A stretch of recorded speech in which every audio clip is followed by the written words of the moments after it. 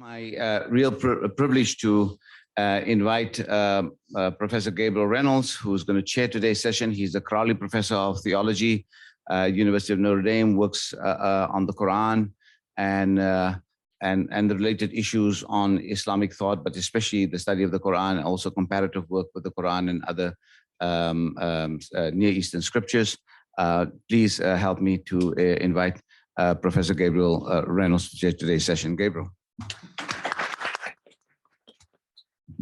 Hello, everyone. Really nice to be here, and it's an honor to have the opportunity to introduce our speakers. And I'd just like to add a personal note of thanks to Ibrahim for all you've done, all of your contributions to the university, to our students, beyond the university, to the academy, and to the world.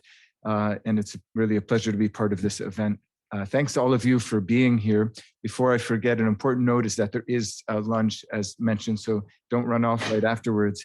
And this is our second panel on the practices and politics of religion revisited, history, politics, and theory. I'm going to give a brief introduction first to our main speaker, and then I'll mention briefly our two respondents. Our main speaker will speak maybe about 20 minutes or so, yeah, something around that, and then we'll have responses of about 15 minutes each. Your questions are most welcome at the end. We hope to keep about 30 minutes for discussion. Also, if you're joining us on Zoom online, please don't hesitate to ask questions, and those will be communicated to me and can be addressed to our panelists. So friends, Dr. Khalid Furani is an associate professor of anthropology at Tel Aviv University and a senior research fellow at the Van Leer Jerusalem Institute. His research interests include social theory, modernity, language and literature, secularism, Palestine, and the history of anthropology. His first book, Silencing the Sea, Secular Rhythms in Palestinian Poetry, appeared in 2012 with Stanford University Press. And his second book, Redeeming Anthropology, a theological critique of a modern science, especially connected to the themes we'll be discussing this morning, examines the relations between anthropology and theology, and that appeared in 2019 with Oxford University Press. In his research, Dr. Furani tries to imagine what a Palestinian critique of the concept of modern sovereignty might produce. Based on this inquiry, a forthcoming article with the Journal of Religion is titled Khalifa and the Modern Sovereign, Revisiting a Quranic Ideal from Within the Palestinian Condition. And his talk will be followed immediately by Joshua Lupo, who works with Contending Modernities here at the University of Notre Dame, and then by Khan Asfandiyar Shirani, a PhD candidate here at Notre Dame with the Kroc Institute for International Peace Studies. So please join me in welcoming Dr. Khalid Furani. Thank you. Thank you. Thank you, Gabriel. I hope you can hear me okay. Yeah, very good. Thank you. Ibrahim, thank you very much. Shukran for this privilege, and Mabruk, blessings to you for the recognition. In recognizing your work, Ibrahim, one celebrates in some important sense that which you so adroitly explore in your scholarship.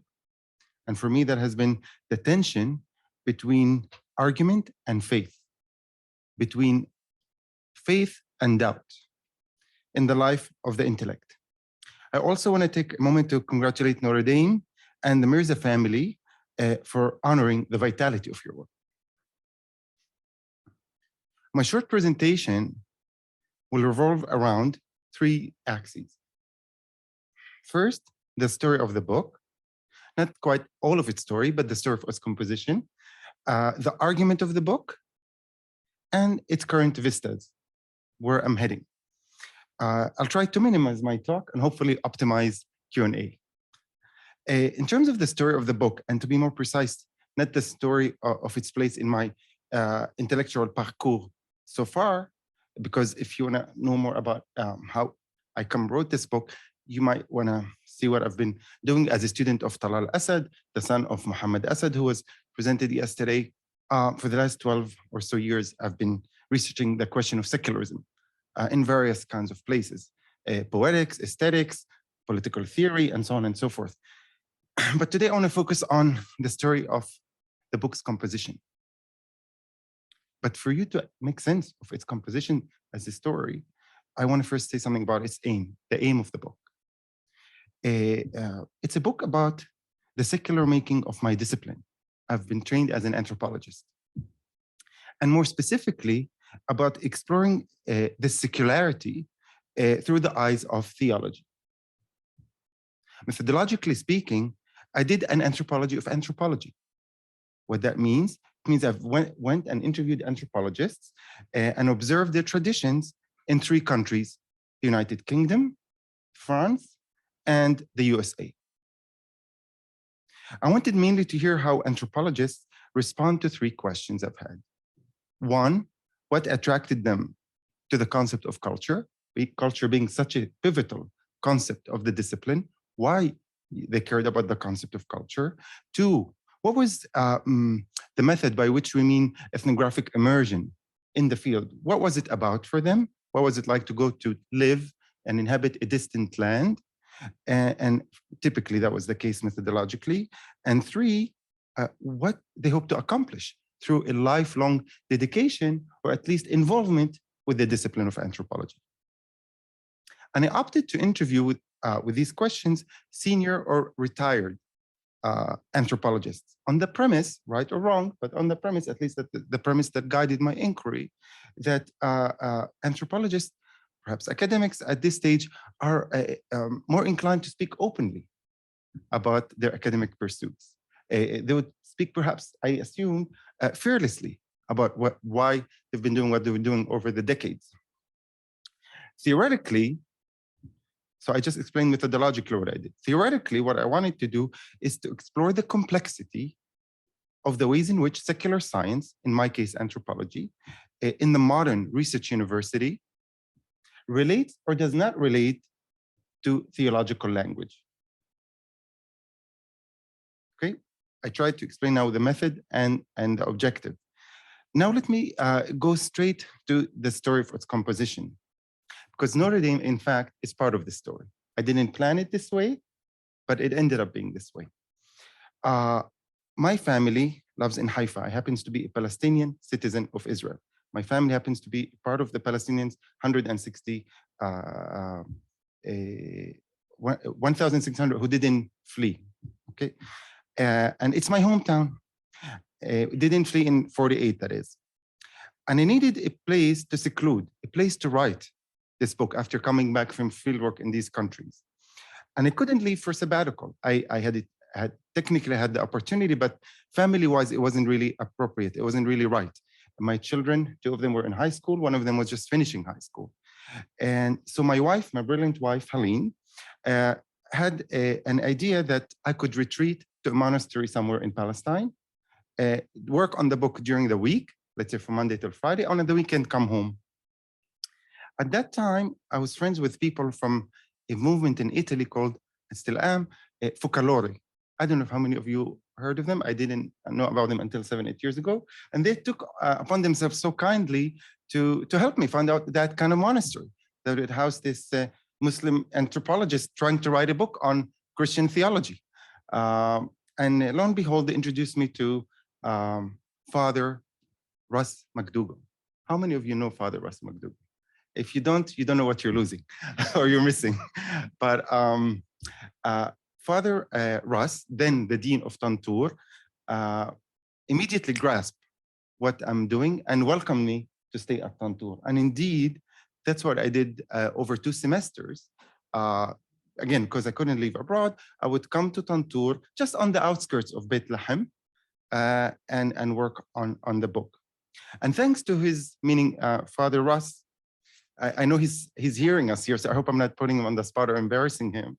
But thanks to his biblical hospitality, I was able to write this book in this oasis, meaning Tantour, for thinking about the book's problems, where you hear Christians talk theology among themselves and also with others from Jewish and Muslim traditions.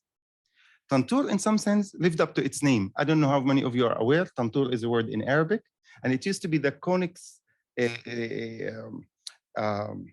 head cover, let's say, that women up until 100 years ago in Palestine put on their head to distinguish which village they're from, which family, which religion, and so on and so forth. You don't see that anymore, but that's where Tantour comes from, because it means that thing which you can see from a distance. Tantur. And I felt, wow, what an embodiment of its name. It's a place where on this hill, where in 1964, I believe, Father Antagoras,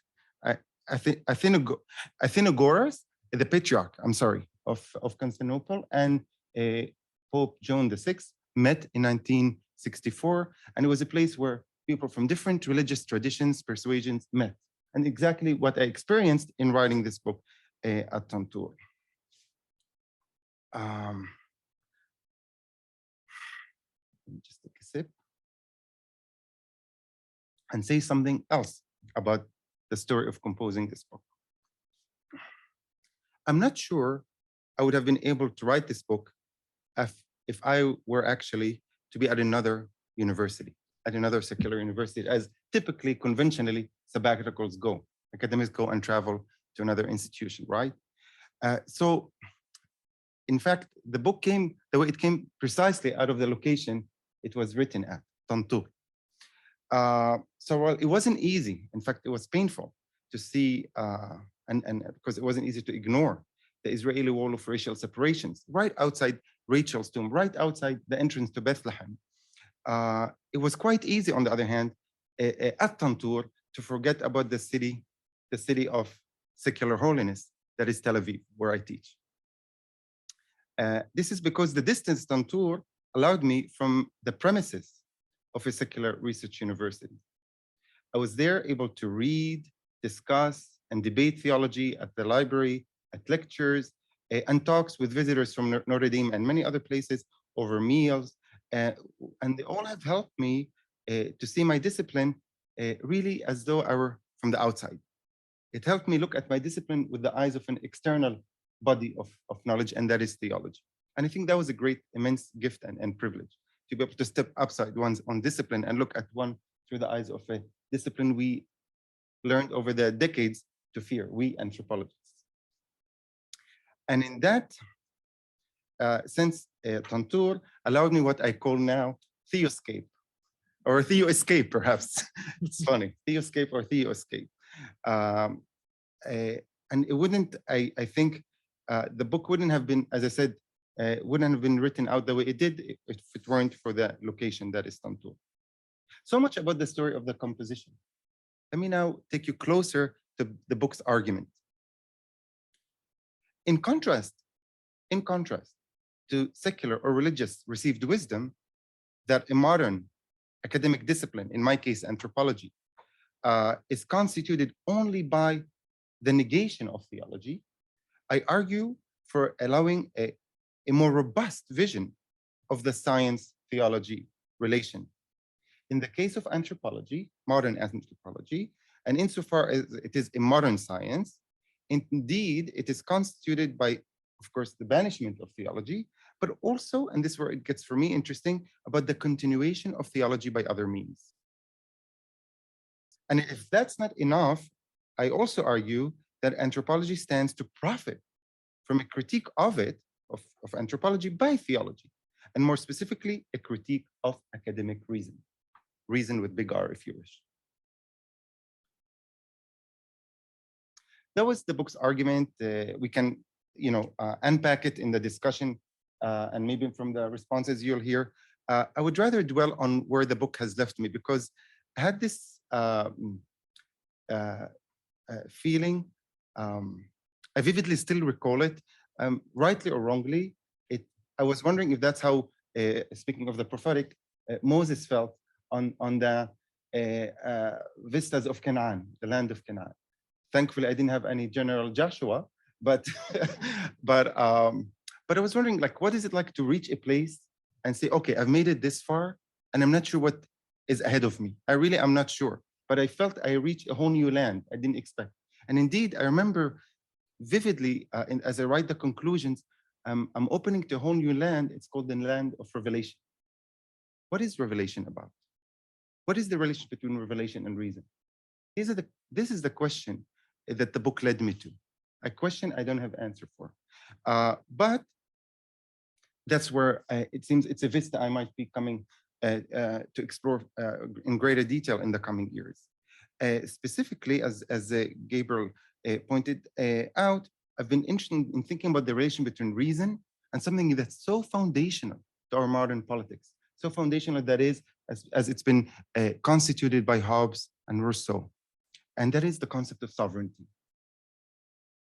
Aided by theology's appreciation for revelation, right? I thought theology is a proper place to think seriously about revelation in a way that wasn't possible in anthropology. Yet anthropology is aided by theology's appreciation of revelation to help reason, I would say, recover some of its long-last humility. To help reason recover some of its long-lost humility. It could help launch ways of knowing in which the animosity between reason and revelation is neither self-evident nor necessary. Indeed, reason so awakened by theology, which isn't to say that theology is free always and inherently from its own slumber and blunder, could become once more alert. Reason could become once more alert to its revelatory dimensions, disabusing reason, that is, from the illusion of sovereignty, which leaves it so insecure, meaning reason, so insecure that it must constantly invalidate its home and its beginning in revelation. Reason redeemed by means of theology means a different lives await the intellect. It is the life of the intellect as a spiritual exercise. And I use the word spiritual, I must in quotation marks, because I worry that it's a very risky business and can lend itself to series of misunderstandings. Maybe you could attend to them in the conversation between us. But the hint here, the insinuation here is to a work that has been really influential for me. It's a work by Pierre Hadot that wrote Philosophy as a Way of Life. So taking approach from Philosophy as a Way of Life by Pierre Hadot, I say, what if anthropology in this speculative exercise, what if anthropology were awakened as a spiritual exercise? Again, with all my misgivings about this term spiritual. Anthropology, that is, awakened to its potentiality as a discipline, as an academic discipline in the modern university that is not alienated by theology, could in fact evolve in 5 facets that currently comprise the discipline as a secular pursuit. Anthropology could be awakened in its form, meaning its conception of knowledge. How does it conceive knowledge? What is knowledge? 2, in its subject, meaning who is the knower, the formation of the knowledge seeker. 3, anthropology could be awakened in its location, meaning how does anthropology conduct itself as a discipline, as a department within an institution that we recognize as the modern university. And 4 out of the 5 facets is the method. Anthropology could be awakened in sense of the ways it knows what it knows. And finally, anthropology might be awakened with the help of theology by what it takes as an object of knowledge, what it deems as knowable, and K-N-O, knowable ends, what it takes to be as a knowable end. So something anecdotal here. I've worked with my colleague from University of Cambridge, Joel Robbins, on editing a special issue that deals just with anthropology as something that's awakened by theology. And while I'm very glad, really, and grateful that the special issue came out, that Joel Robbins and I put together, and my own particular piece as a leading editor for it was rejected. It was rejected because it was deemed to be not proper for religious studies. It deemed to be transgressive, actually, they used the word. And yet, ironically, they asked me to provide examples of this, the power of secular, of the secular. They asked me, give us examples of what you call secular power, and at the same time, they're rejecting the piece. I'm glad they did. I'm glad they did because it actually gives me a chance to work better and enhance the piece. And I'm glad because it meant my junior colleagues have been able to get their papers out. Okay, and in the meantime, I'm working on improving my paper. But the way I'm trying to improve it, and maybe in that sense they were right, I don't, in this speculative, imaginative exercise, anthropology as a spiritual exercise, I'm not actually giving concrete illustrations. What would it look like? I'm meditating, but then, okay, how does it look like? And I think that's right. That's fair. So actually, I've been thinking about three figures that could help me illustrate anthropology as a spiritual exercise. It's going to be a bit counterintuitive since none of them really are anthropologists, but perhaps that's the point, that what I imagine to be anthropologists are ones we haven't been trained to see readily as anthropologists. And I bring them in order to illustrate what an anthropology awakened by what I call the anthrotheistic potential that is in the discipline, that lives, as Ibrahim Ala al-Ghazali might say, the dehliz, the in-between, where we don't necessarily have to take it as a self-evident tension between divine and human intellect. And those three figures that help me visit that in-between between the divine and human intellect are Martin Buber, Simone Weil, and Muhammad Asad, the father of my teacher, Talal Asad, with whom I learned to think about secularism. And those three figures, Martin, Simone, and Muhammad, thought and lived like, I would argue, like anthropologists. I really, if you haven't chance, I recommend you look up their biographies or autobiographical materials about them. In my case, it was Waiting for God by Simone Weil. Martin Buber, a book just came out by my dear friend and colleague, Professor Paul Mendes-Flair. That was another boon and victory at Tantour, that I got to become friends not only with Father Russ, but with Paul Mendes-Flair, a great scholar of modern Jewish studies. And so Faith and Descent by Paul Mendes-Flair, or Waiting for God, or The Road to Mecca were my three sources for learning about those three figures that helped me imagine anthropology otherwise. Yet in the ways those three relate to knowledge and to the sense of the knower and to the ways and institutions of knowing, as well as to the ends of the knowable, we can detect an intellect in all of them that is untethered by the conditioning of secular freedom in their lives. Allow me to close then with one example from each person, each illustrating the life of an intellect concerned with plurality, with difference, as is anthropology, yet untethered by the quest for sovereignty. So I begin with Muhammad Asad. Okay. I like your system. Do you give me the right to use it, Mahmoud? Okay. So, so from Muhammad Asad, and that's from The Road to Mecca, page 216. And I know that all the answers are waiting for us while we, poor fools, ask questions and wait for the secrets of God to open themselves up to us, when they, all the while, are waiting for us to open ourselves up to them. That was Muhammad Asad.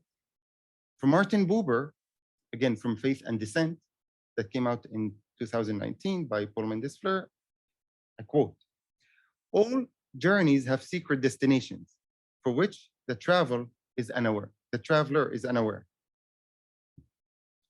And finally, from Simone Weil, attention, she defines attention. What is attention? Attention consists of suspending our thoughts, leaving it detached, empty and ready to be penetrated by the object. Above all, our thought should be empty, waiting, not seeking, but ready to receive in its naked truth the object that penetrated." In closing with them, I'm trying to make a basic point, and perhaps even not so original point, but I think a point that maybe because it's kind of a truism, makes it all more true and bears remembering and not forgetting. And that's the point that the human intellect stands to flourish from learning rather than suppressing what it fears and what it ignores. It stands to flourish and live with, that is living with and thriving because of the puzzles, rather than pretending that they don't exist. Thank you very much.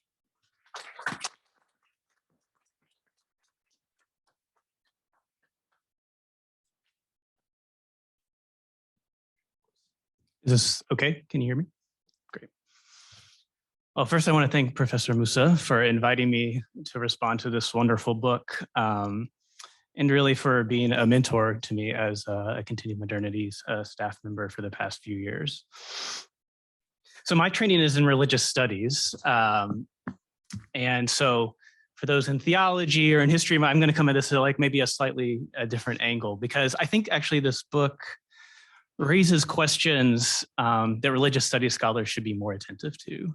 There's been a lot of self-reflection in religious studies about what the discipline is, but often in a way that seeks to push theology even further away, right?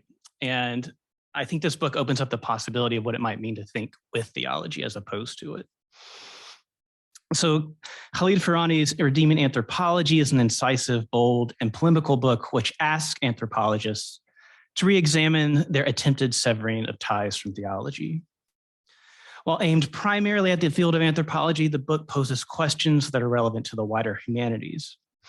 And indeed, I see Furani's book as an intervention that will push scholars of religion, literary theorists, theologians, and others to re-examine the fundamental theoretical tools with which they engage their disciplines. Drawing on interviews and archival research, Furani uses anthropologists' own words to challenge the idea that the field has ever been as distinct from theology as it claims. It has constructed what he calls an anthropodome via various metaphorical panes and attempted to seal itself off from theology. So this is the metaphor that wonderfully runs throughout the book that really helps you picture what it means for theology and anthropology to become these separate fields of study. And it's done so primarily claiming reason as its sovereign guide, as he just mentioned, and culture as the object of its study. This claim, of course, has not gone uncontested, and yet even those who argue that theological residues or resonance remain in the anthropological project have never seemed to escape the appeal of secular reason as a guidepost. So to me, the book can be roughly divided into two parts. The first dealing with how anthropologists have erected and maintained the anthropodome, sorry, it's like a hard word to say, via various strategies. And the second deals with how opening anthropology up to theology as a critical tool might prove useful. And while the first part of the book proves fascinating in its details and erudite in its scholarship, and I draw attention here, particularly relevant and interesting for scholars of religion is Furani's interview with Tal al-Assad, where the latter reveals the importance of his mother's religious practice as part of the impetus for his critique of Clifford Geertz's belief-centered approach to religion. Interesting because often we think of Assad as a non-normative anthropologist, and this really brings out, I think, a normative aspect of his thinking. I want to focus my brief remarks here on the second half of the book, where Furani shows how anthropologists might draw on theology to enable them to dethrone secular reason in favor, if not of theology per se, then a theology-inflected vision of the world that is willing to extend itself beyond the modern secular sciences. And I'll argue that this vision of theology is, one, welcome insofar as it breaks down artificial barriers between the humanities, social sciences, and theology. But two, I think perhaps risky insofar as it does not delimit what kind of theology it might bring into these fields when it does so. So for Furani, the concept of idolatry, born here, I think primarily out of the traditions of Judaism, Christianity, and Islam, proves most useful for his purposes. Idolatry is the mistaking of the finite for the infinite, God for an idol, the representation for the real. And in the case of anthropology, Furani argues, and this is a quote from page 149 of the book, to recognize idolatry in anthropodome constituted as a particular disciplinary application of secular sovereign reason means in part to recognize the ways in which modern anthropology builds itself upon false worship, misplaced trust, and categorical conflation when taking the cultural, and that's with the capital C, or its categorical cognates to be all that there is to the multiplicity in and of the world. So that's the end of the quote. In other words, in setting reason as the means by which the anthropologist understands the culture of the other, anthropology necessarily limits the way it encounters diversity in the world, everything the anthropologist sets his sights on becomes subsumed under the category of culture and deciphered by reason. A ritual sacrifice, for example, is read as a means of establishing a hierarchical social order rather than an act done to appease God. The anthropologist can see this through her interpretive lens, even if the practitioner does not. Indeed, the practitioner is more likely focused on establishing a relationship to God rather than the social outcomes of the practice. This way of incorporating theology into the field of anthropology, in my mind, is a welcome intervention. Given the compellingness of genealogical accounts of religion from anthropologists like Talal Asad and Sapuk Mahmood, and scholars of political theology like Bani Hanig and Paul Khan, it seems that such a move is a logical next step for those who do not wish to remain beholden to the false god of secular reason. And yet, as I read these pages, I began to wonder if the category of idolatry, while offering a critical heft to the critical approach that Furani is advocating, is really all that different from the less provocative, though similarly oriented concept of fallibility. Indeed, fallibility is built into the exercise of secular reason, at least when it is practiced well, I think. So pragmatists like Charles Sanders Peirce, William James, and John Dewey held up fallibility as an epistemic virtue that was necessary in light of our finitude. Truth for the pragmatist is contestable and never settled once and for all. And it is this lack of settlement that makes it possible for the pursuit of knowledge in various fields to continue. So here a doubt arises about some settled truth. We form a hypothesis that might change our understanding of what is true, and then we test it. So one of my questions then is, why do we need idolatry to recognize our false claims to possess the absolute when fallibilism will do? Is it just to offer religious people a piece of the secular pie, or is it a concept that bears more weight upon further investigation? So this is kind of my provocative question to perhaps reflect more on. But it leads me to a second point I wanted to make, and this concerns the kind of theology we are letting into the humanities when we take this route. The idolatry that Furani wishes to mobilize against the sovereignty of secular reason is one that I imagine will sit comfortably with the current post-secular moment in the academy.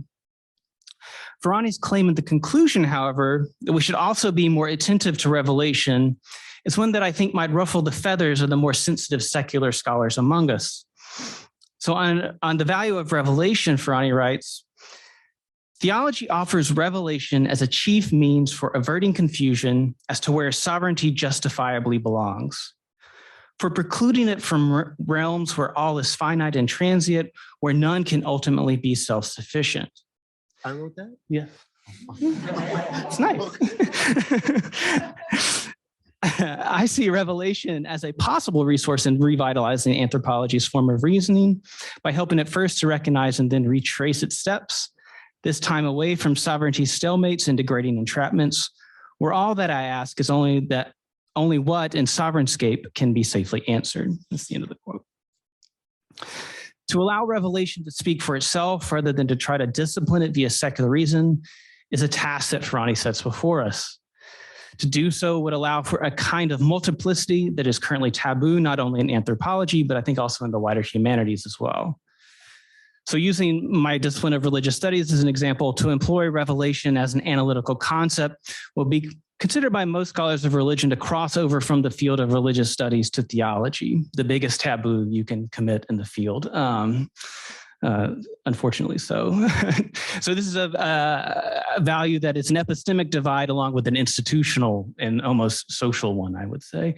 Following Furani, I think we would be right to be suspicious of the claim that the two were ever as sealed off from one another as we might think.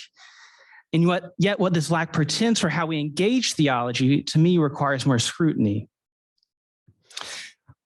My worry here is not that we will allow the kind of theology Furani describes throughout the book.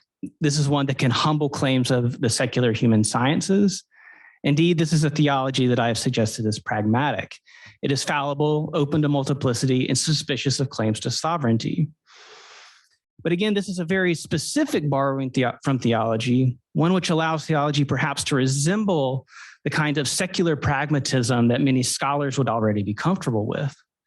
But what of more controversial concepts that theology might bring to bear on anthropology? So Khalid said just now, and in the conclusion of the book, one is not to suppose that all theology's lessons are worth heeding. But exactly how we make that judgment as to which theology is worth heeding and which is not, I think requires the use of reason, adjudication, interpretation. It requires an interpretation of theology that picks up what it finds useful and discards what it does not. However, at least on my reading, Furani does not really explain his criteria for letting in some theological concepts and not others. In advocating the importation of theology without the burden of secular reason, Furani does open up space to let in forms of theology many, I suspect, would be less comfortable with. The risk of allowing, for example, gender, complementarity, dogma, patriarchy, and other theological concepts is not foreclosed in Furani's analysis. And just to say that part of my deeper anxiety here is all these the citations of Milbank, which always give me a little hesitation. So maybe we could talk a little bit more about that as well. Triggering, yes.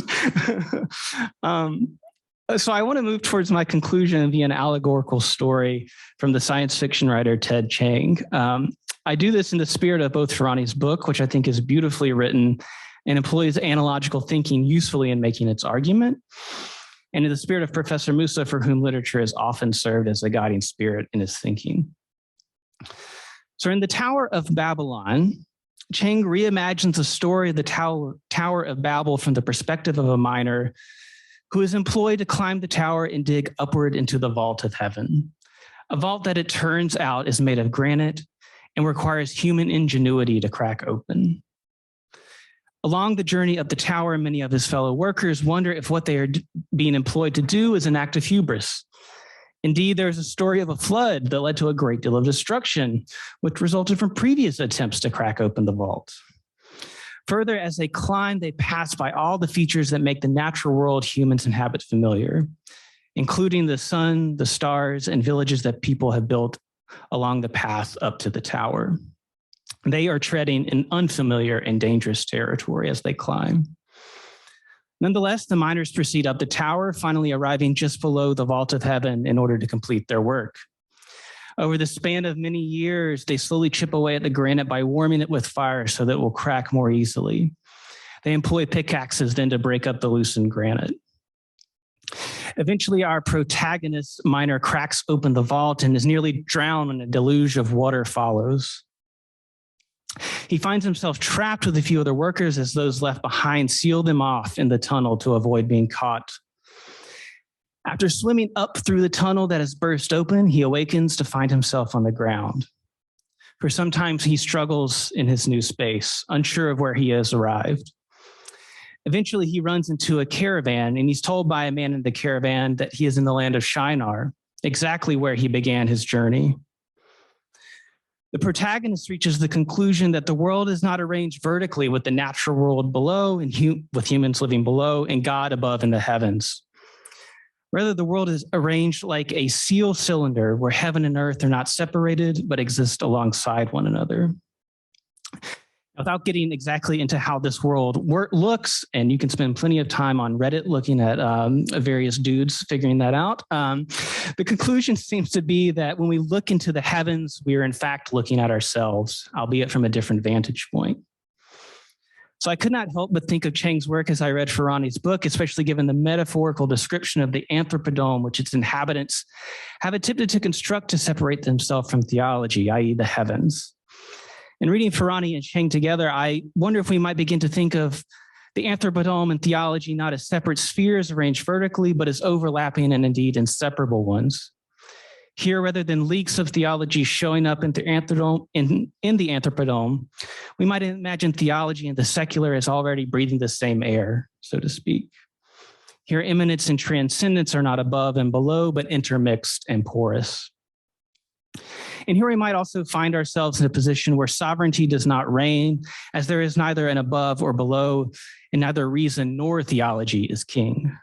Rather, both exist along us as fallible sciences. This is perhaps not so far from where Furani wants us to go as we reach the end of the book, and his comments now about where his work is going make me think more about that. And yet I want to push here the metaphorical distinction between theology and reason to say that they have never really been as separate. And then one step further than borrowing a theological concept like idolatry would be to say that no such borrowing is necessary because the concept was really already our own. And if this is the case, the distinction between theology and anthropology falls away, all the more, and reason and revelation become co-inhabitants of a common world. In this world, the desire for the purely secular or the purely theological both fall by the wayside. Perhaps then what is possible is not only the humbling of anthropology by theology, as I think it's Furani's aim in this book, but a mutual humbling that requires we use practical reason in any given situation to determine which concepts to employ and how. Thanks.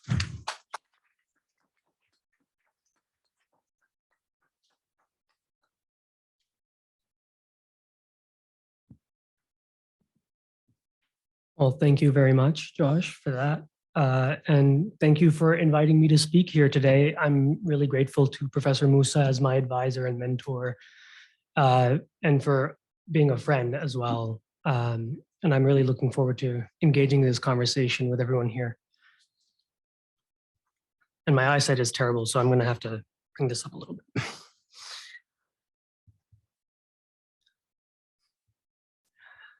So I'm really grateful for being invited to speak on Professor Furani's books and his thoughts.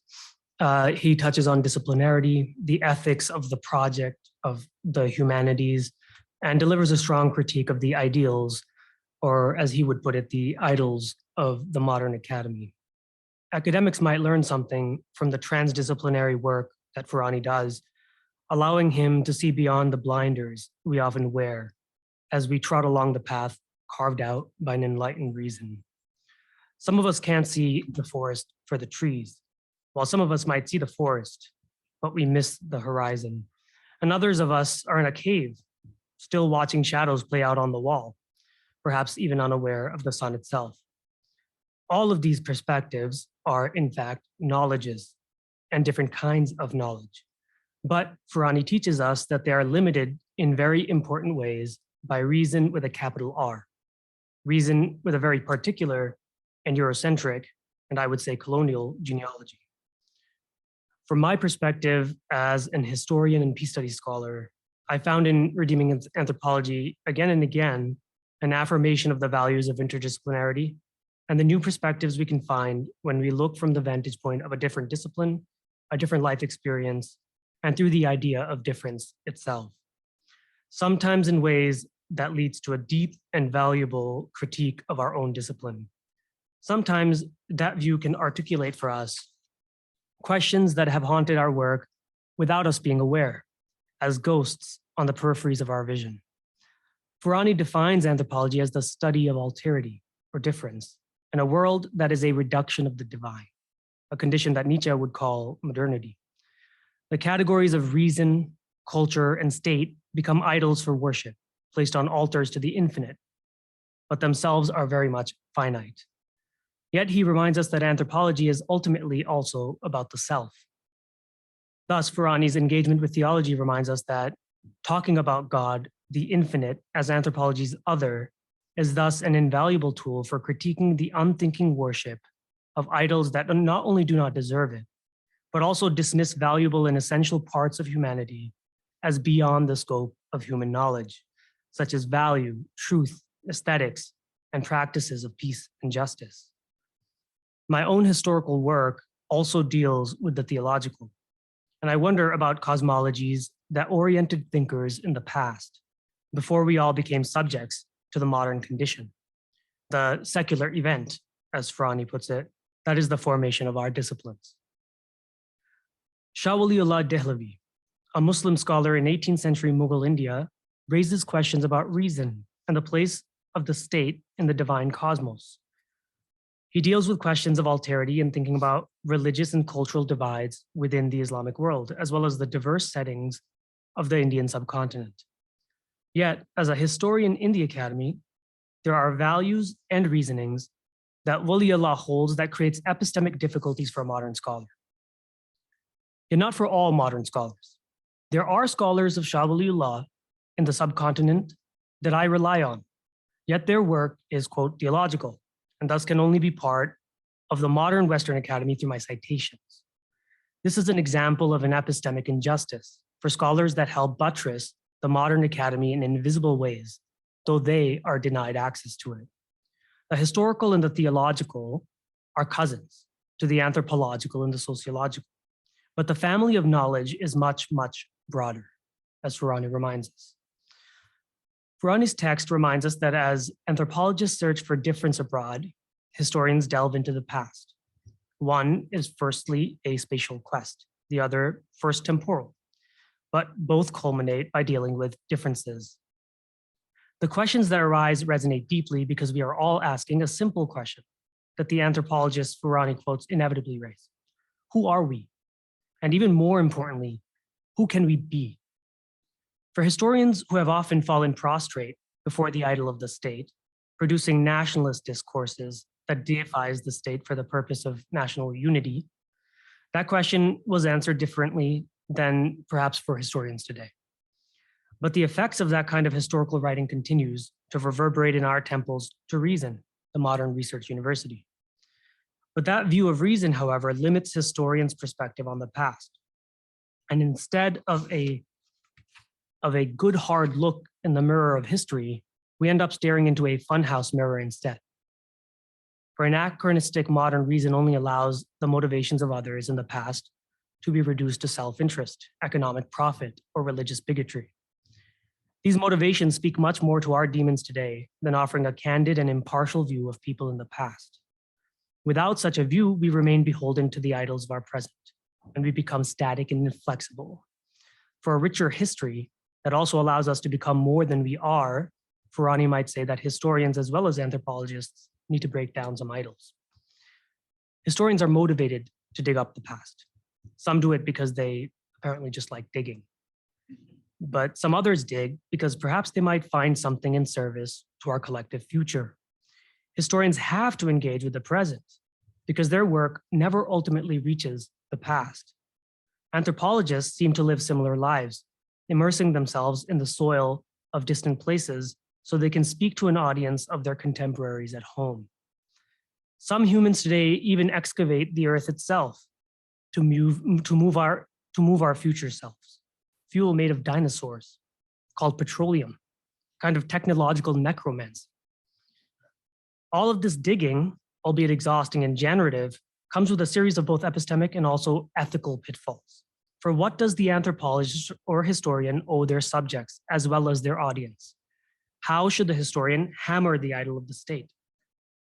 Isn't necromantic fuel a morally fraught enterprise that causes climate change, endangering the most disadvantaged among us? All of us can learn from these epistemic and ethical challenges.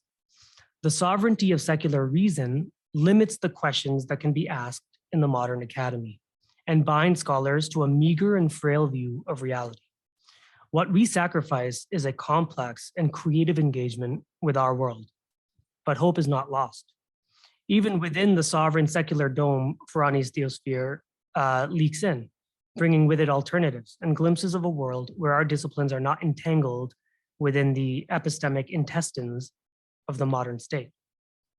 But the hope brings with it many new puzzles, confusions, and wonderments that I request that Professor Furani guide us through.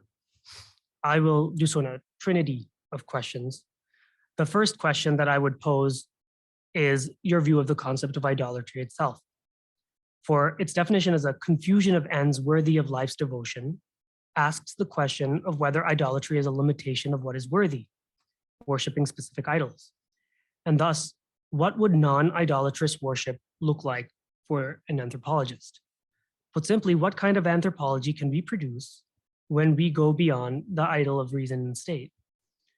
Secondly, what do other disciplines, this is for myself, like history, for example, offer anthropology in dismantling the sovereign in modern societies? Are other disciplines less idolatrous than anthropology? So where do we find heuristics for solving these problems? Finally, my last question is diagnostic. I think about this issue in terms of coloniality. Levi-Strauss states that mankind has opted for monoculture. And it reminds me that this was not really an option for colonized subjects that did not get a vote in what kind of modernity they would live. These idols/ideals are more often than not imposed through education and nation-state institutions. And many of the greatest figures of the 20th century from the global south were educated at elite institutions in Europe and North America, including my own family. That in itself raises many ethical questions, but to go back to the diagnostic, how can institutions like Notre Dame decolonize their methods in order to not convert students to the religion of Enlightenment reason and still retain the valuable creative problem solving that education is supposed to be? Thank you very much.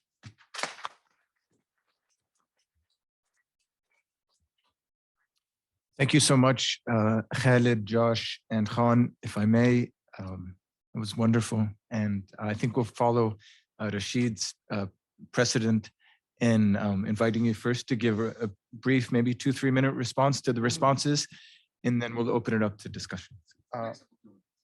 Okay, I know, because really, out of respect for the depth of the comments, You have sovereignty. or whatever it takes. Forgive me if my responses will be cryptic and uneven, but I'm trying at the same time to be comprehensive. If something remains lacking, I'm happy to elaborate. I'll start with the things I heard from you, Josh. If I'm speaking too fast, let me know. Problem with the religious studies, something that came up in your response.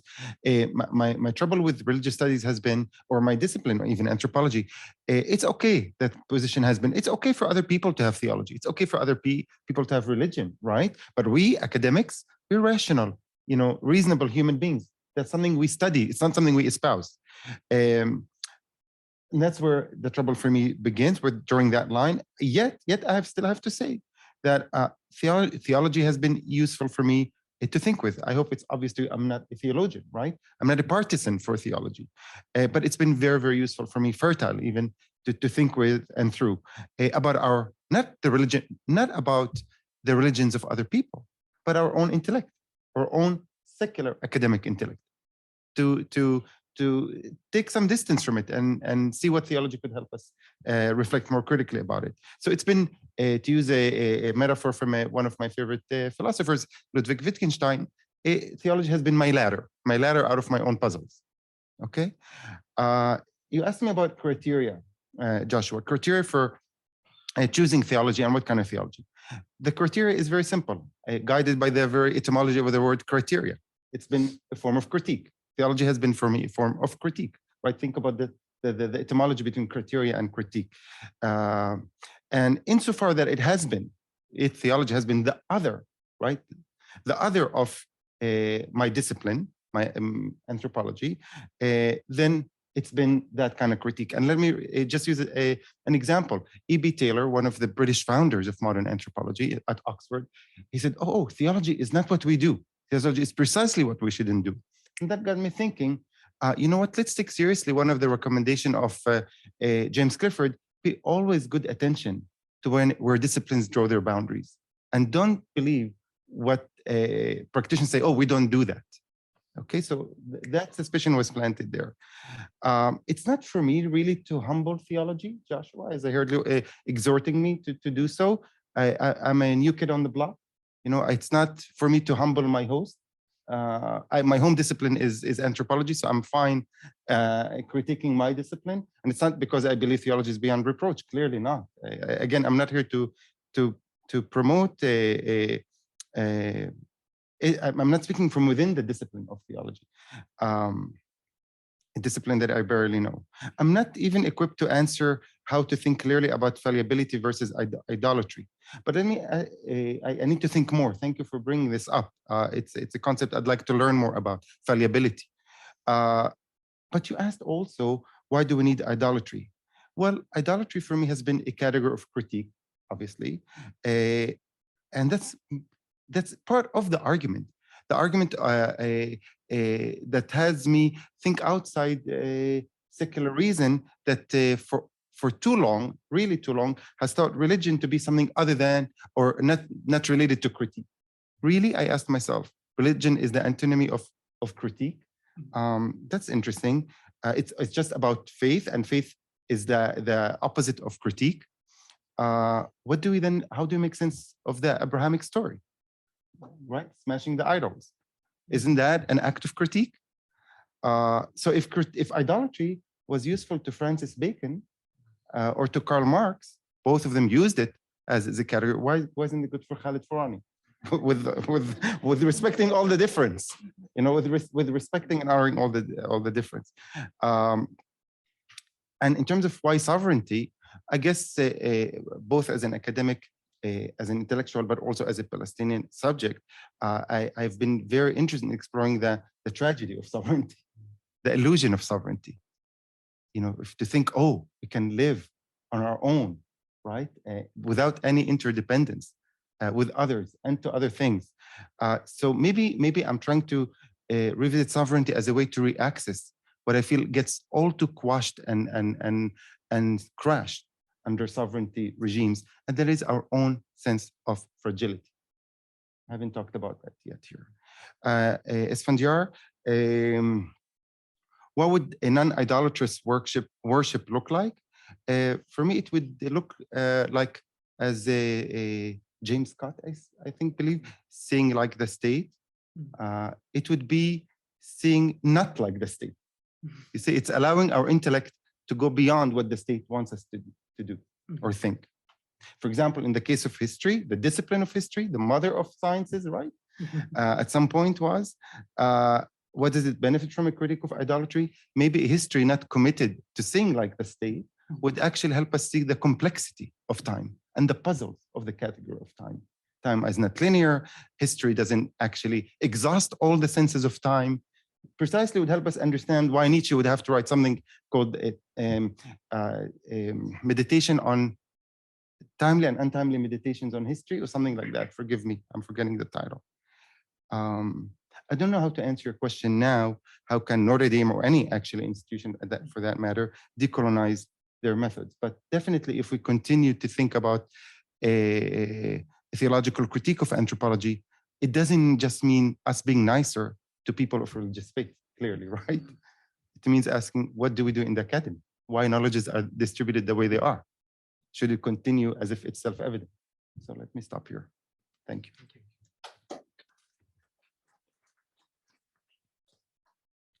I'm going to raise a question that came to us from some of our virtual attendees. Two attendees more or less raised the same question, so I'm going to combine them, and then we'll turn it over to our live or our in-person audience. So Philemon asks, how can we separate religion from politics, because it maybe that combination is causing a lot of catastrophes in the world? And then the second question is really similar. Several wars are being fought regarding which the main causes are religious reasons. So how can we separate the two? So however you want to address that, and maybe we'll start with you, Khalid, and if Josh or Khan would like to add. Several wars have been fought, I'm sorry. Because of the combination of religion and politics. They're related, right? And kindred questions. Should I answer now or collect more questions? I think you should answer now. Okay. Great questions demand really extensive and thoughtful answers, and my attempt at answering will be woefully limited. How can we separate religion from politics? One way to begin addressing the question is the kind of thing it presupposes, that we know always what religion and politics are, that those have stable definitions across times and places. For you to be able to ask that question, you have to suppose that the two shall never meet. Has it been always the case? So that's what I would respond to the person asking about how do we separate religion from politics? Not, oh, we shouldn't, and they already are separate, but to ask that person to really reflect on the very question by raising, who's to say that we can go with the premise that religion, what religion is or is about, has been all the same everywhere at all times? Several wars have been fought because of the combination, the same answer. How can we speak in such absolute and abstract way about religion to presume that what we now in our present call religious violence has been always expressed and understood and defined as religious violence? I agree. I would just add that like it's helpful instead of thinking about these concepts abstractly as, you know, big up in the air, to think about it concretely. So if you think about like the case of India right now, for example, what is Hindutva, right? It's religious, it's nationalist, it's political, it's all these things at once, and it'll exist in secular modernity as well. So instead of thinking about these concepts as things that take place in some otherworldly Platonic realm, to think about them grounded and in particular contexts, often I think gets away from the obscuring that happens otherwise. I think we have a question from Professor Appleby, and then Professor Omer, and then Professor Norton. Is that okay? We go in that order? So, thank you all for another very rich discussion. It was very edifying. Appreciate it. I want to focus my comment and question on Josh's first point about fallibilism or fallibility.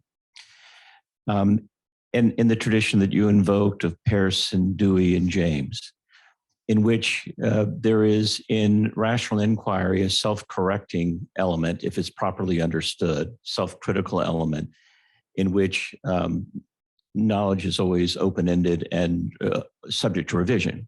Underlying that approach, however, is still an assumption that the rational can comprehend the world and progressively comprehend the world. Now, I have not had the privilege, although I will, of reading Professor Furani's book. So my next part of the question may ask you to clarify more than, which is probably already very clear in the book, that when you say the introduction of theology into anthropology as a critique, and particularly revelation. So Josh's approach seems to suggest that why do we need what you might be talking about? Because there is already in one understanding of rational inquiry, kind of self-correcting critical element.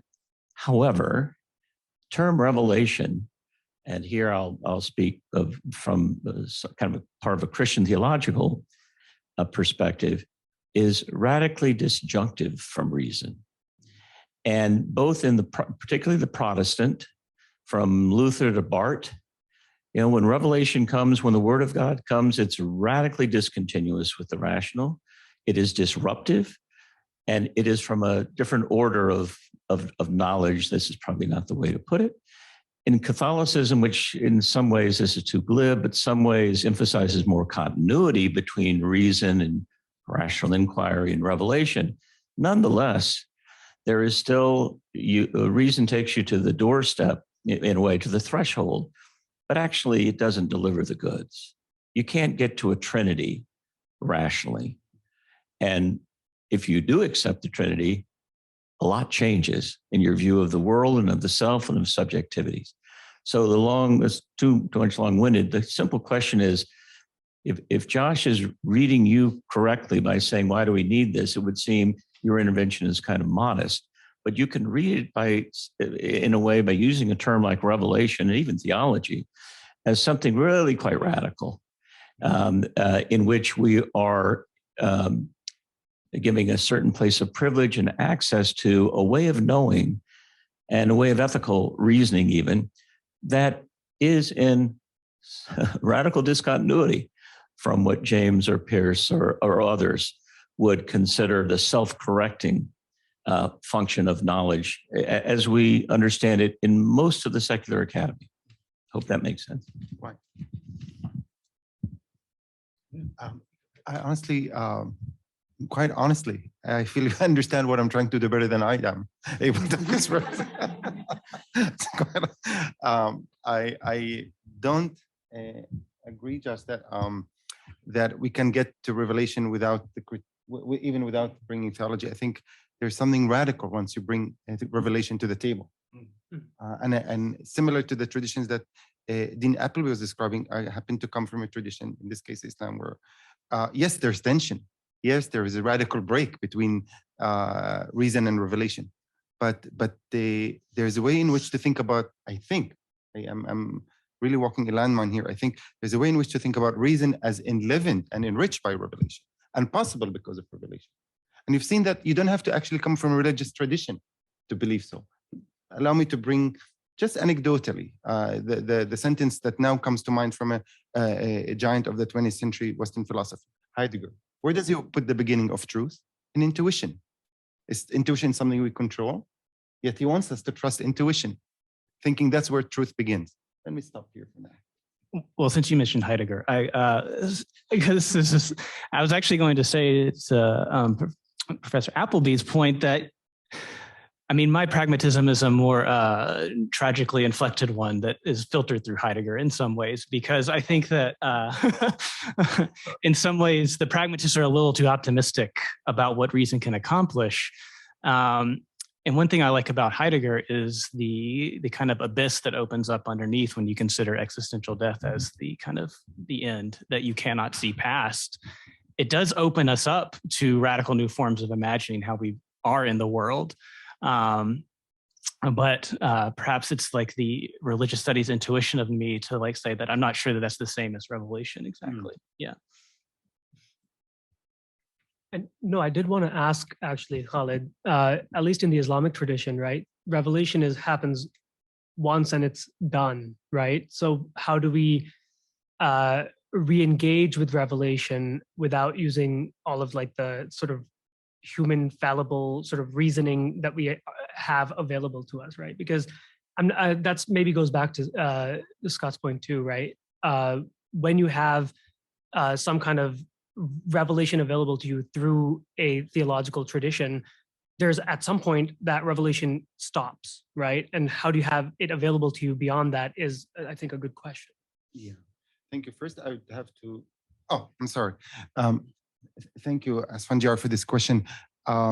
2 points in response. First, I have to learn more about my own tradition, the Islamic tradition, to answer it. Maybe that's one reason I'm so excited about the Madrasa project as a way to train us to think within our traditional texts and with them and through them and beyond them. Two, and this is not at all to evade answering you, but I've come to learn, staying at Tantur, there are different models of revelation.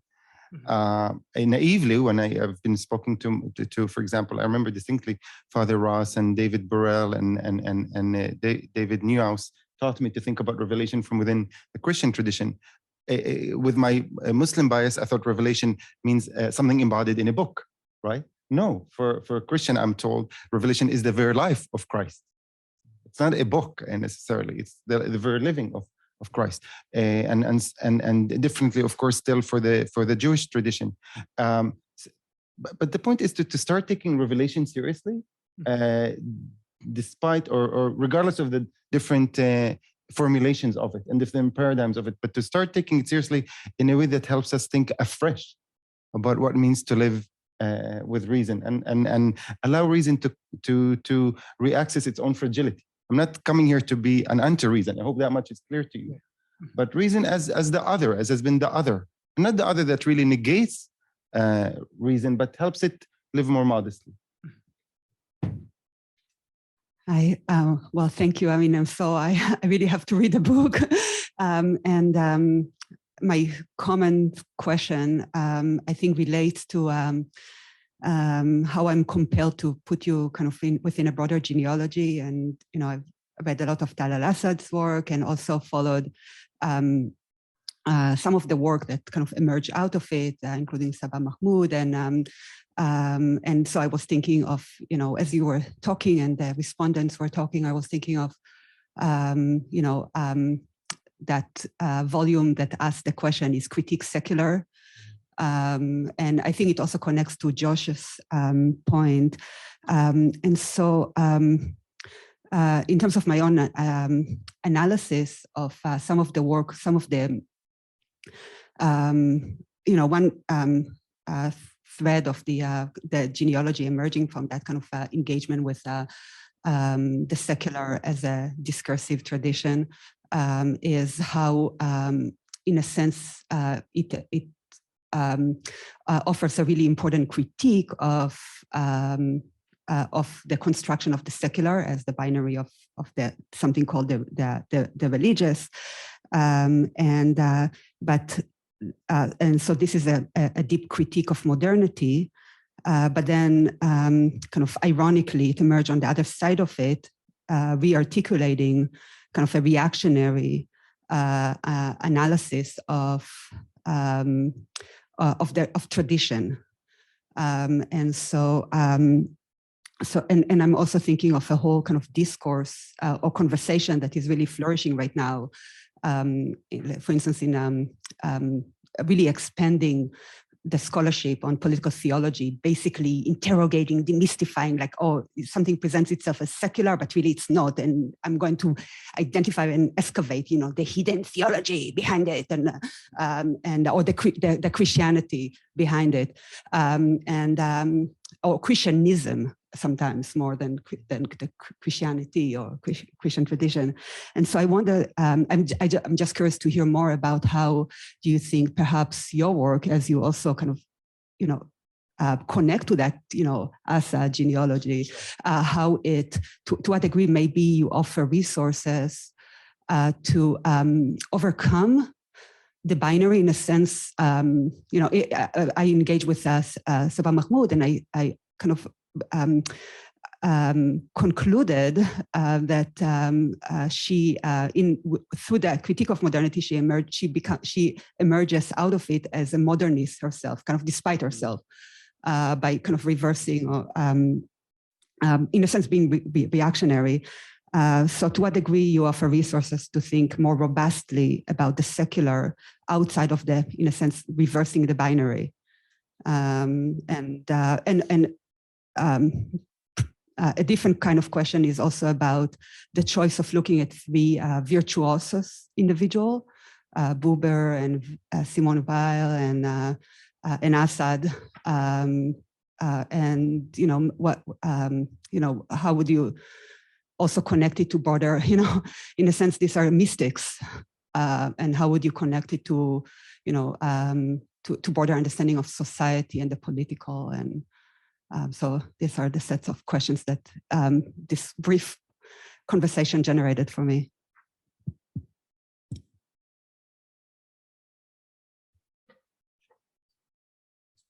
Okay, thank you very much, Atalia.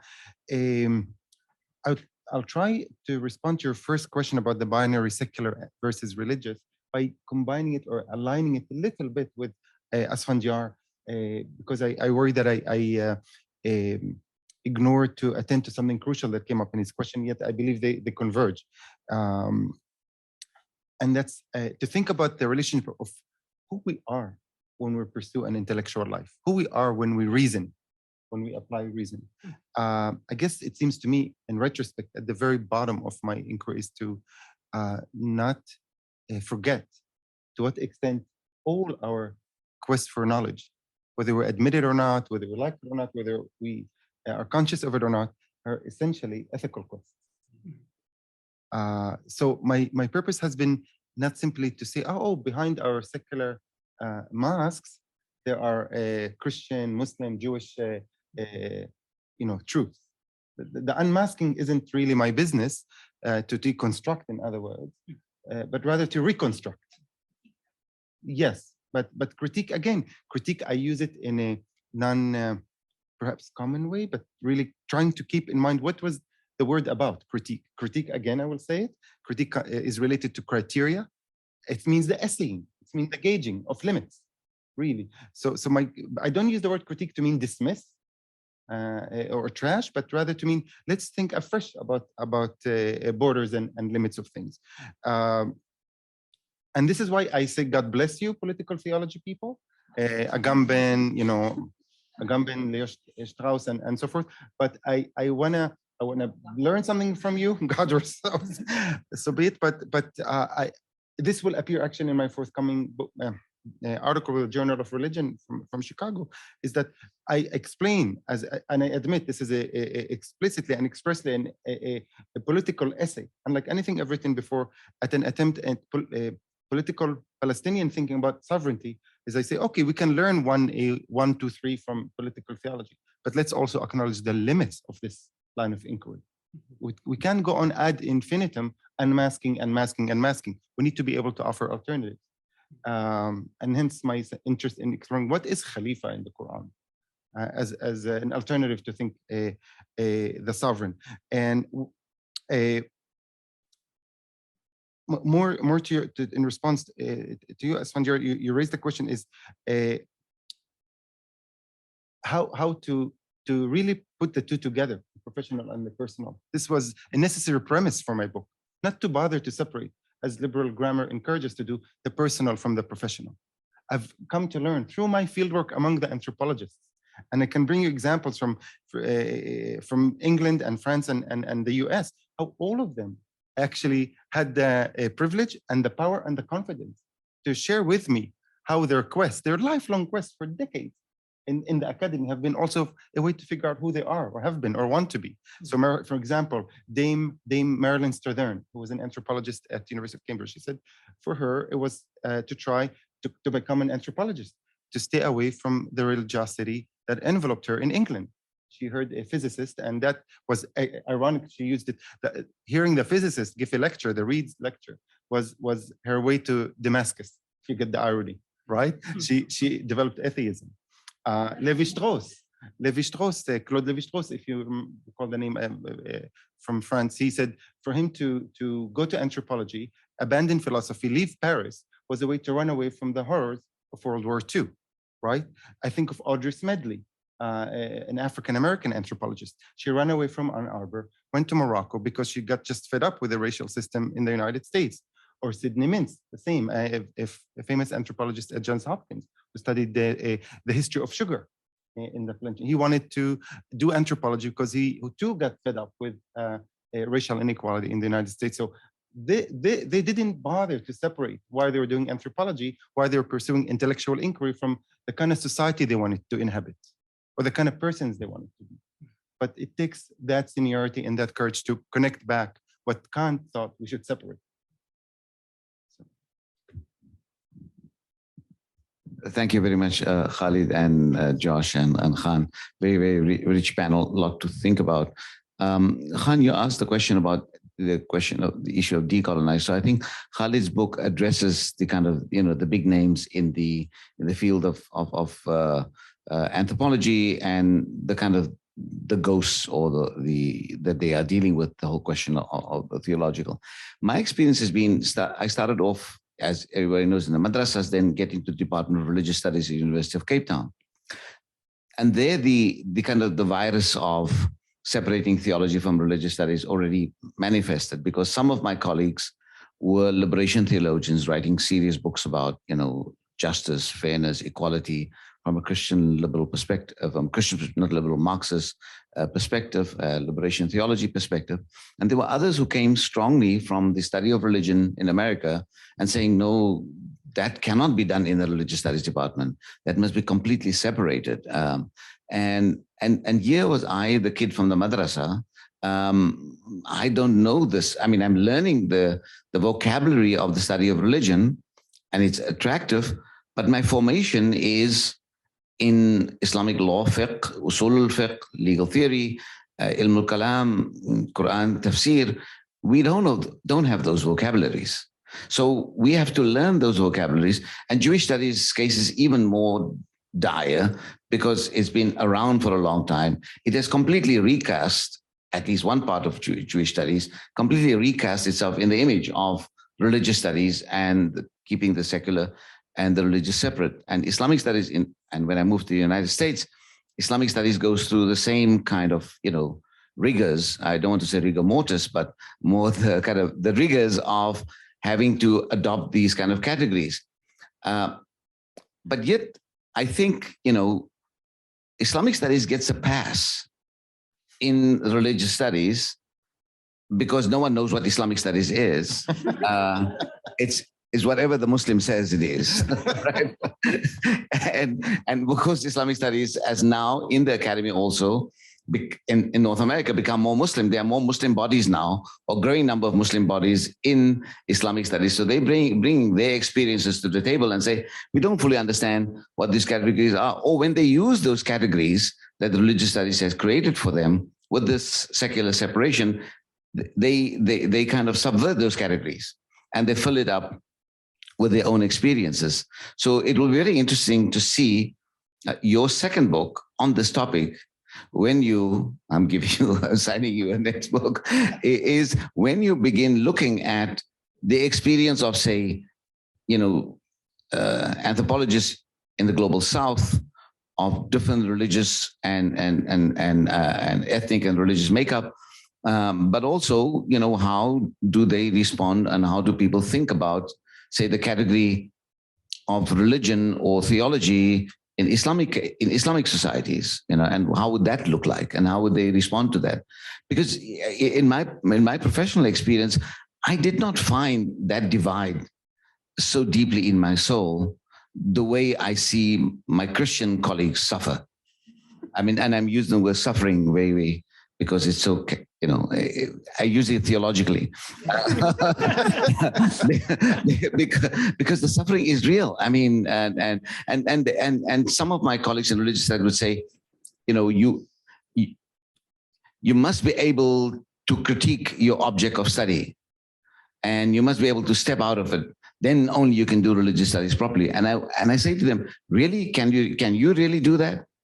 Or is it just an imaginary that you're using? So what I'm raising here is not really a set of questions, but my own experiences. And anybody has a comment, that'll be great. Otherwise, I can pass it on to the next question.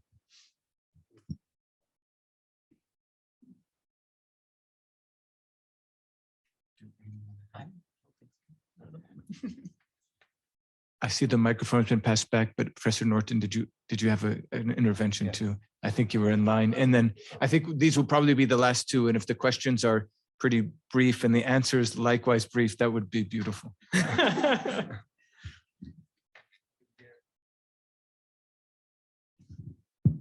we go. I wouldn't dare try to follow that with a comment either. So perhaps this has been recognized, but Khalid, one of the challenges that I see you might be facing in engaging theology more deeply in the field of anthropology isn't the divide between reason and theology. It's rather the divide that's been created, or the obstacle that's been created to a rejection of a sacrilegious application of reason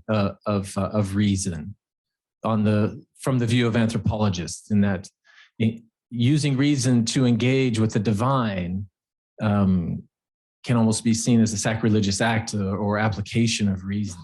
And so trying to address the drivers behind that willful ignoring of theology might be something you would have to acknowledge and work with. And perhaps you already have. I haven't read your book yet, but that's just one of the observations I had from this discussion. Maybe we'll combine the two, if that's okay, and then we'll answer them together.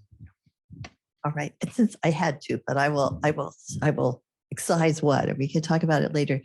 What I wanted to ask you was, I know that there is at present a real movement away from sovereignty, but I confess I have a soft spot for sovereignty. And this is why, because it seems to me that sovereignty so often serves the disenfranchised as a place to stand. That this does not work for Schmitt's decisionism, and it doesn't work for Agamben, but they are not the only people who write on sovereignty. And instead, sovereignty is where people turn when they need to say our law is unjust, we are governed wrongly. Then they need to appeal to something that is beyond the law. And that is fundamentally, you cited Jim Scott, that's fundamentally about not being governed.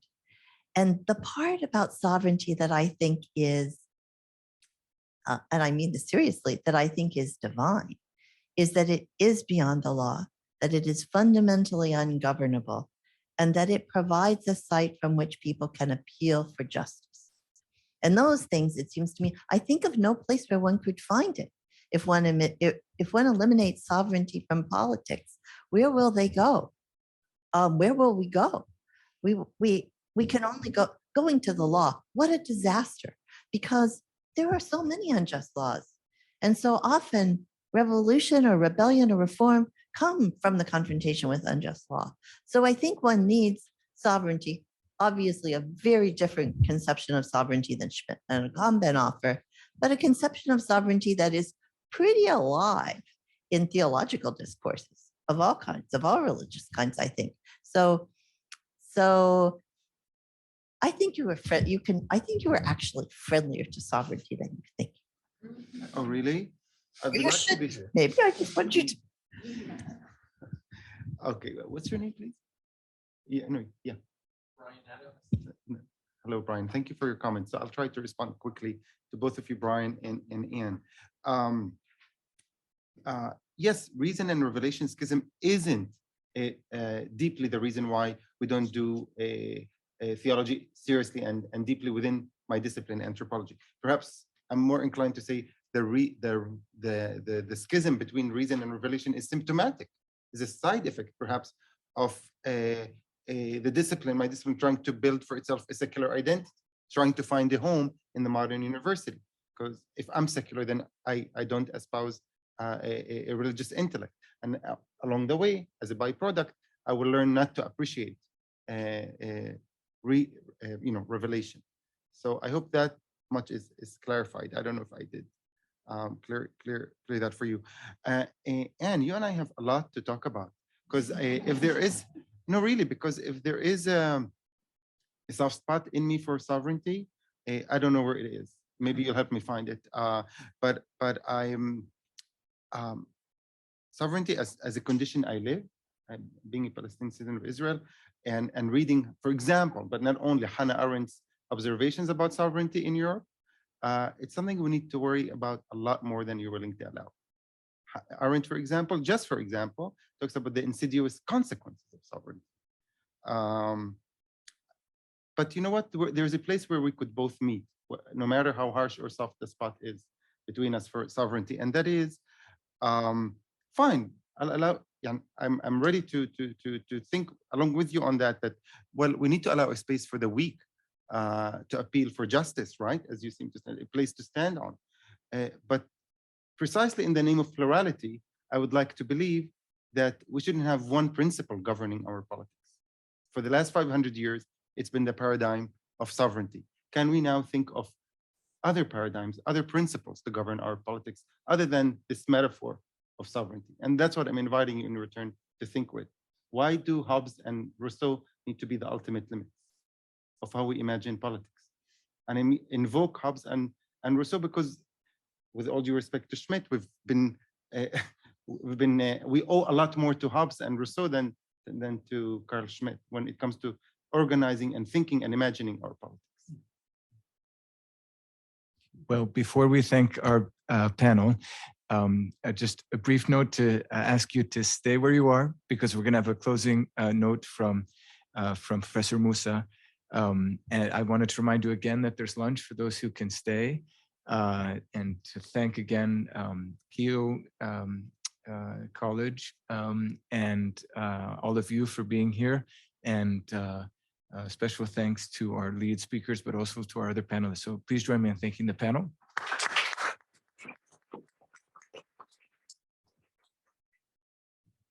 Thank you very much. And I just want to say a few words in closing. First of all, thank you to the Mirza family for Sue and your family and making this gift possible, but also your long connection with Contending Modernities with Scott Appleby and the Kroc Institute, and your connection means a lot. And I hope that I can do and the chair can do justice to the wishes that you intended to be fulfilled. Secondly, Scott Appleby knows how to throw a party. Yesterday was a really, really great event that he and Laurie Roberts and other people put together here, and I'm really, really grateful to have been the recipient of that. I told him that the kind of praise and the way he framed my work yesterday, anybody who does that goes straight to paradise. So, but it will be the Muslim paradise, by the way. And it's been, and I mustn't forget Kevin Fye and the communications team for all the work that they've done here, and so a great thanks. Thanks to our great speakers, and Khalid for gracing us here. You put a lot of energy and work in, traveled far and wide, but brought your scholarship here to the Keough School, made us think about it. We will continue to think about it. and we will continue to grow and understand. I think there are some really, really key issues that came up. Scott Appleby is the Dean of the Keough School of Global Affairs. We have gone very much into economics, political science, and all the very good things to create a policy school. But even he now admits that he and I and Atalia and Jason, we are orphans in this place, in the sense that we need more religion here. And we have already been thinking the kind of questions that came out from the previous session and now this session of how we need to think about the question of revelation, how we need to think about the question of the place of religion in a policy school, and what it can do and what kind of transformative role that can have. That's very, very important. So, and my thanks to Rashid Omar and Gabriel Reynolds for chairing these sessions, and to Josh Lupo, Khan Asfandiar, Atalia Omar, and Mahmoud Yunus for their brilliant comments and insights. It's been really, really a feast. I think the time was just right. A half a day of this great thought-provoking events, and if I've offended you in one way or the other, I ask for apologies. If I haven't, let's come back again next time. I might do better. Thank you very much. Have a great day.